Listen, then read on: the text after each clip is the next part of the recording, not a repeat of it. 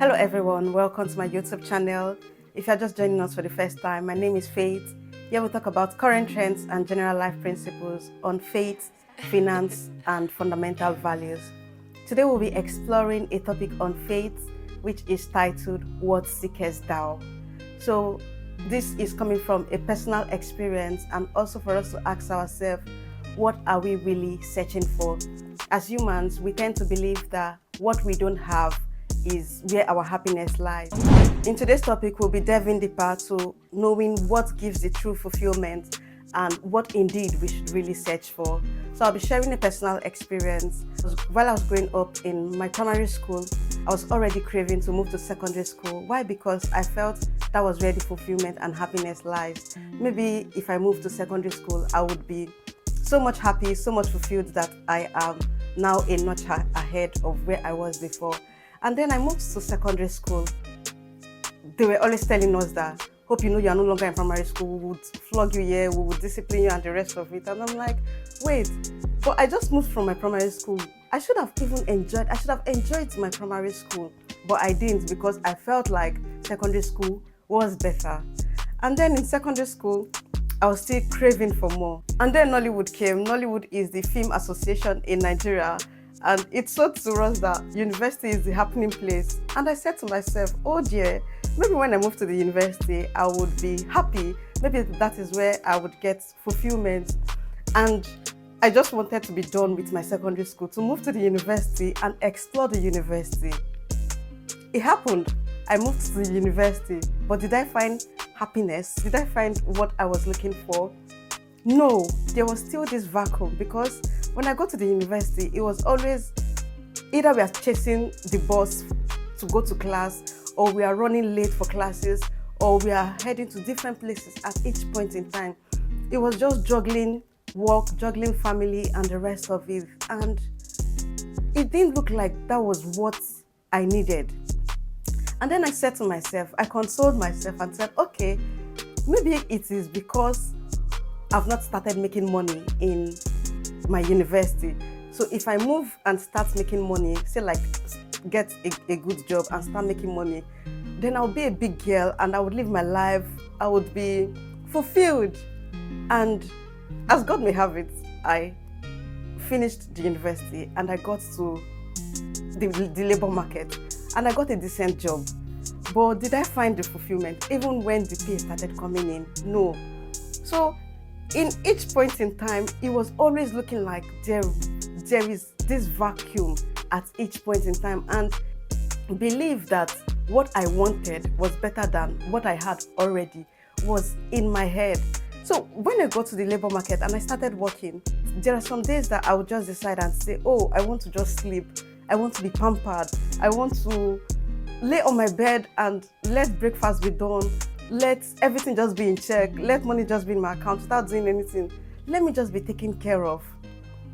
But wait, that was where I left, because this life of wanting to be pampered was what I enjoyed in my primary school, and I didn't want to enjoy the best of it, and I ran off till to the labor market. So what am I driving at? There is always this belief, or the devil has placed it in our head, that our happiness is in what we don't have. Have you ever imagined or wondered that when you buy something for yourself or when you go for an event, you tend to have that fulfillment for a short while, but at the end you feel like the dopamine is down again and you're back to reality? That is exactly how drug works, because we are trying to place our fulfillment or happiness in material things. I could remember praying to move from a particular location to a different location. And then when I moved to that location, I said to myself, oh God, if you do this location thing for me, I am not going to bother you again. I'm not going to disturb you.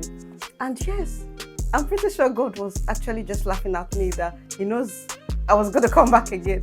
And when I got a change of location, I still felt the need to want more, the need to request for more.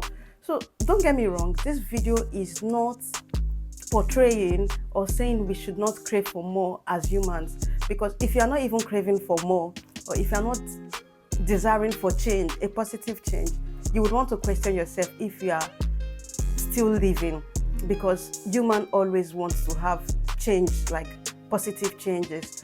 But this video is a call for us to be self-aware, be open, know the devices of the enemies. That the word of God says that God has given us peace, and peace which surpasses human understanding. So it is wise to know that what would give us true fulfillment is not in what we don't have currently. So there's a difference between I am craving for something, I want a career advancement, I want career progression, and I am still happy in what I am doing. Like I am still living my life, or I want to move to a different location, but I am still happy in what I'm doing. I'm still living my life, compared to wanting something and at the expense of your happiness and saying that all your happiness is dependent on that thing you don't have. No. I watched a Nigerian movie by Ruth Kadiri, and I can't remember the title of the movie, but someone made a statement to one of the actors in the movie. The guy was never happy. He was always seeking for more, always pursuing stuff that he himself didn't have. And the other actor said to him that you think what you don't have will give you happiness, but the truth is you were never ever happy. So even when you get that, you would still not be happy. So we need to ask ourselves that, have we tied our happiness to what we don't have, consciously or unconsciously? This could have happened maybe for people who are looking to bear kids or have children, or get marital settlement, or get a change of employment, or get into a place in politics. Different things are what we tie our happiness to. And you would think that all this would bring happiness, but they don't. Have you ever asked yourself a question? Why are the politicians always seeking for more? They always want to be in control. If they are no longer the governors, they want to be godfathers. If they are no longer this, they want to be that. That is because they have tied their happiness to controlling humans. And when they don't have that, they feel they are useless. So we have to ask ourselves, what is it that we are really seeking for? It takes wisdom to know that what you are looking for in itself does not give wholesome fulfillment. So you don't want to postpone your happiness till you build that house. You don't want to postpone your happiness till you get married. You don't want to postpone your happiness till you become wealthy. You don't want to postpone your happiness till you have career advancement. You don't want to postpone your happiness till you become a godfather. You don't want to postpone your happiness because of physical activities. Next is to know how we tackle this vacuum, how we fill up this vacuum that we have tied to physical activities. Number one is to ask yourself, who are you? You have to question yourself who you really are. Not having peace or always seeking for, when you don't have happiness in the current moment, it could tell on you not being self-aware. So you have to remind yourself that you are a child of God, or I believe you are a child of God. So we have to ask ourselves, why am I here on this earth? And this would try to sharpen our cravings, or not cravings, but sharpen our what we place so much attention or so much value on. Next is to be reminded of the assurance in God. You know, I can do all things through Christ who strengthens me. Philippians 4:13 says, right? So that is why I do not envy people when they do life without God, because that in itself is a life that would never have peace. You know, a life where you believe you've got it all covered, a life where you believe you just have to apply A, B, C and everything is in checks. It could work for some people, but to a large extent, it may not always be the case. And that is why you see high rates of mental illness, you see high suicidal rates, you see high rate of divorce. These are decisions or situations that came out from wanting to do life alone. Because when your life is dependent on God, and each step of your life you ask God questions, what should I pursue? And you have this conviction, or you hear from God that yes, you can pursue even when stuffs are not going well. There's this confidence, there's this reminder you get that, oh, I placed this step in my life, I placed this step into God's hands, and I am rest assured that everything will work to my favor.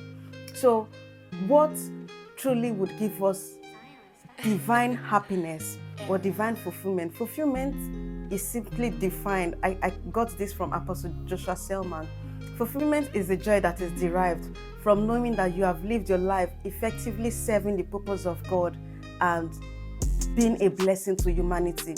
So this should always be at our forefront, that if we get a call from, like, if our life is going to end today, what is it that if we've achieved it, we are fulfilled? It is knowing fully well that we've effectively lived our life serving the purpose of God and living a life that is worthy of emulation. So every other things that we are craving for, yes, they give some sense of happiness and some sense of fulfillment, but do not in totality give wholesome fulfillment. What gives this divine fulfillment we are talking about is the peace that comes from God, the peace that comes from knowing who your Father is, the peace that comes from knowing who you are, the peace that comes from the Word of God, the peace that comes from living a life that is pleasing to God. You know, when you place every of your decisions into God's hands, you would never be found wanting. There are major decisions in our lives that we should not be caught taking it on our own. These decisions such as changing geographical location, marital decisions, career decisions, all these decisions should not be based on, let me search on the internet.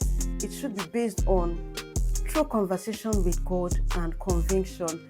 And that is where we would always get peace at each point in time, because it is very easy for the devil to cajole you or make you feel that you are not where you ought to be, especially when you did not ask God about it. But when you've asked God or prayed about it, and if there's any voice that comes to your head and says you are not where you are meant to be, or you are not living the life that is pleasing to God, you would know fully well how to tackle those voices, because all these voices are what applies into our head and makes us not to have peace. So this video is a call for us to always put our plans into God's hands, always find happiness in the current situation or current place we might find ourselves, be it your environment, be it your family, be it your workplace, be it in your relationship or in your love life or any aspect of your life. Despite the fact that you want change or you want growth, you should always be happy, especially when you've handed it over to God. So I hope that from today's video, we have learned that what gives true meaning to human is when they've lived a life of purpose, when they are always handing it over to God, when they are always handing their plans over to God, and when they are always guarding their happiness, that whether today or not, I know that I am happy today and I would also be happy tomorrow. And with this, we would continue to have a beautiful life, because from the inner mind comes an outward or physical appearance. Like what you feel inside is how you feel outside. There's no two ways about it. So if you don't have peace inside, you will not have peace outside. Finally, just ensure that your peace is in check, that you don't have anything that you are troubled about. And if you want to speak to somebody, you can always do that. And I believe that this video has blessed you, and I will see you in my next video. Bye bye.